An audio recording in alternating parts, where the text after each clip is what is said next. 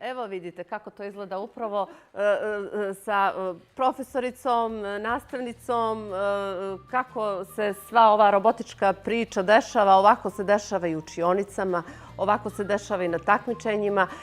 Govorimo danas o jednoj jako zanimljivoj temi. Riječ je o školi robotike. Sa nama je Biljana Krivokapić. Biljana, dobro nam došli i dječice, dobrodošli u naš studio i u emisiju Dobar dan. Dobar dan i bolje vas našli. Hvala na pozivu, svakako. Pa negdje smo odavno dogovarali ovaj susret i zaista mi je drago što ćemo danas upravo ovoj jako zanimljivoj priči negdje posvetiti prilično dosta minutaža, jeli? Ajde da krenemo od početka. Kako je Biljana generalno uopšte došla do ideje o školi robotike u školi Štampar Makarije? Pa reći ću vam da od 2016. godine Štampar Makarije je prvi klub svoj kreirao i od te godine zapravo postoji taj klub programera i robotičara. Generacije su se smjenjivale, naravno teme nove se pojavljivale i ti isti naši učenici kad bi odlazili uvijek bi se rado vraćali tom malom klubu, kutku u kome bi se mi okupljali. Danas mogu da vam kažem da naravno, veliki broj učenika je zainteresovan da bude upravo u klubu programera i nedavno smo imali upravo poziv za novu školicu programiranja. Ne možemo primiti sve zainteresovane, ali se svakako trudimo da djeci damo priliku da se oprobaju u jednoj ovakvoj disciplini, ne bi li razvijeli svoje vještine uopšte logičkog razmišljanja. Jer ono s čime se mi bavimo u klubu programera, evo negdje očekujem da će i oni možda dati svoj komentar, nije zapravo samo programiranje i robotika. Mi se zaista upoznajemo sa svim tim nekim komponentama sa kojim se srećemo u svakodnevnom životu, ali i način razmišljanja kako to uvezati, kako olakšati na kraju krajeva život svima nama i nekako povezati to realno sa svakodnevnicom. A ko su sve članovi?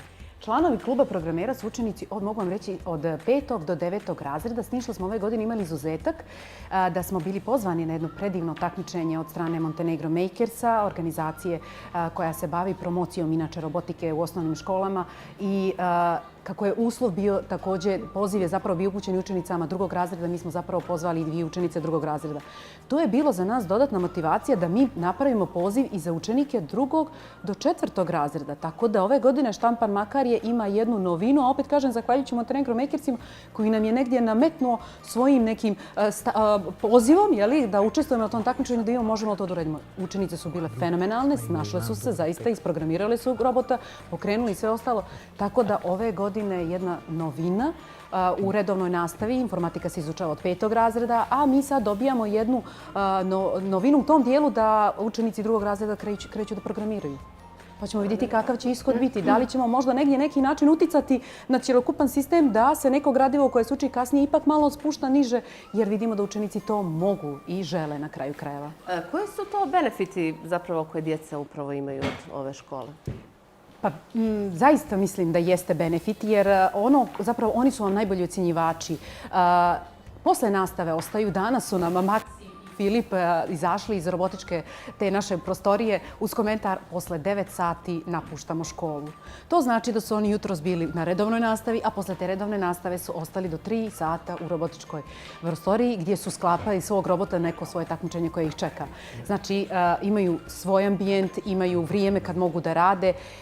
Dobra strana jeste što učenici koji su u tom prostoru, zapravo koji su članovi, nisu iste generacije. Znači imamo učenika starijih i mlađih, pa onda imamo tu vršnjačku edukaciju, saradnju, vježbaju naravno timski rad, definitivno, moraju da imaju osjećaj jedni za druge i ono što je najbitnije, toleranciju i razumijevanje, definitivno kad imate naravno veliki broj učenika koji hoće da budu, a sva ta takmičenja zahtijevaju male grupe učenika i onda vi uvijek morate da napravite selekciju, a ne možete sve da povedete, ali i to se vježba i to se uči na kraju krajeva, tako da vježbamo mnogo što šta.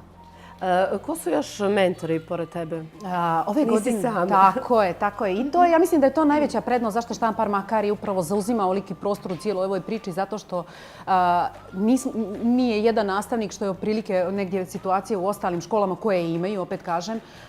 Kod nas je situacija drugačija. Mi imamo učiteljicu Goricu Milačić, koja je zadužena za učenike nižih razreda, koleginica Nikolina Đurović, profesorica biologije, koja je opet zadužena za starije učenike i uvezuje spojujemo prirodne nauke sa cijelom ovom pričom koju mi pričamo i danas ćete evo vidjeti jedan projekat Brdogorica, naravno kreacija naše ideja, naše učiteljice Gorice.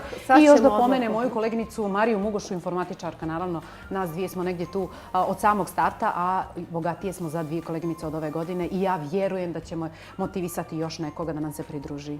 Sigurna sam. A da sad mi nekako saznamo zapravo šta je ovo što vidimo ovdje. Uzmi slobodno mikrofon.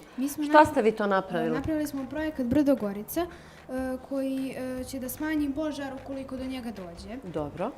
Znači, imamo senzor za detekciju dima i kad detektuje dim, onda se, evo sad ćemo da demonstriramo. Ajde.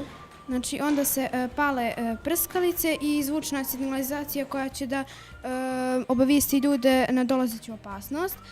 Također i šaljemo... Upali mikrofon. I također... Da.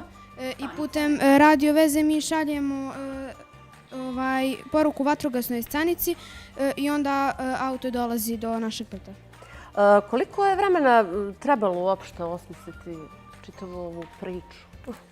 Šta je bilo najteže? Da li je, ja bih sad ovako pitala, šta je teže, programirati ili doći do ideje koju ćemo da razvijamo? Doći do ideje. Definitivno ideje i to je uvijek nešto što dobijem iz generacije u generaciju. Ovu ideju je naša učiteljica, gasite pumpu, vidim da pumpa ide i dalje ste u signalu požara. Ne znam da li je kamera zabilježila taj naš požar. Ideju je smislila naša učiteljica Gorica Milačić, a onda smo krenuli u realizaciju cijele te priče. Sjajna stvar što se upoznaju sa načinom rada pumpe, senzora, radioveza koja šalje se i tako dalje i tako dalje. Znači... Moram samo za kratko i Nikolu i Andreja da vidim šta zapravo vi radite. Dobar dan.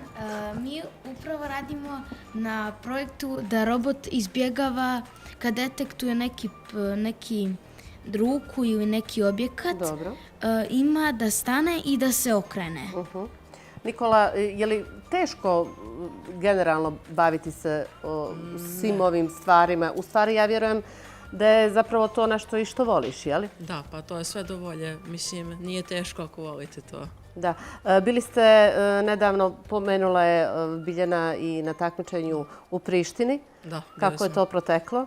A bilo je lijepo, baš smo se lijepo zabavili, samo što nam je bio problem što naš senzor na takmičenju nije radio i onda nismo mogli dalje da nastavimo i da osvojimo više poena. Jesi bio razočaran, Andrej? Pa nisam, zato što smo na kraju dobili neku nagradu, ali bilo je najbitnije da smo se zabavili, a ne koje smo mjesto dobili. Bravo, ja ću se sad ovdje uključiti. Hvala, momci. Neka što bio je, moram reći da je bio malo razočaran, a onda je uzeo stvar u svoje ruke. Kad je mikrofon došao kod njega, onda je jedini od učesnika cjelokupnog takmičenja svih zemalja iz regiona, mislim da nas je bilo otprilike koliko, 24 tima. Jedino dijete koje se obratilo publici na engleskom jeziku i rekao nemojte da mi se smijete ako moj robot ne bude radio, jer nije do mene, do njega je znači. Tako da i to je jedna sjajna stvar, naravno djeca imaju prilike da se negdje oprobaju i ovim javnim nastupima. Negdje, samo možemo ovako negdje za kraj da kažemo koji su to planovi. Šta planirate dalje? Znam da imate u planu i neke takmičenje, je li tako? Tako je. Jako puno nekih aktivnosti je i bilo, a i čeka nas naravno takmičenje Lego robotike u Kragujevcu. Tu će biti najveći izazov selektovati 10 učenika koji će biti naravno dio tima, a imamo ih mnogo više u samom klubu, ali očekujemo opet ono razumijevanje i toleranciju svih prisutnih. Tako da to je jedna od ključnih aktivnosti koje nas očekuje u narednom periodu. Prethodno smo imali naravno puno aktivnosti. Evo, naša Milica je imala priliku da bude Na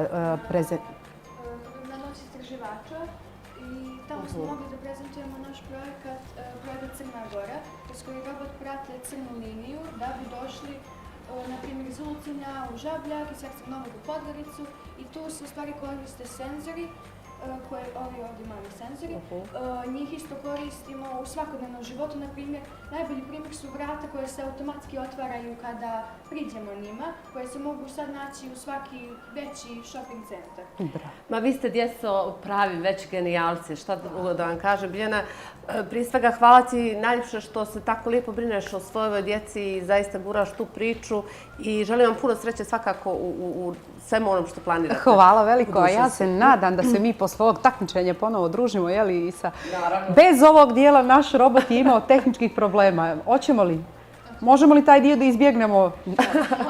To su Hvala stvari vam koje se puno. dešavaju. Hvala Hvala vam i puno vama, još Ivona. jednom, a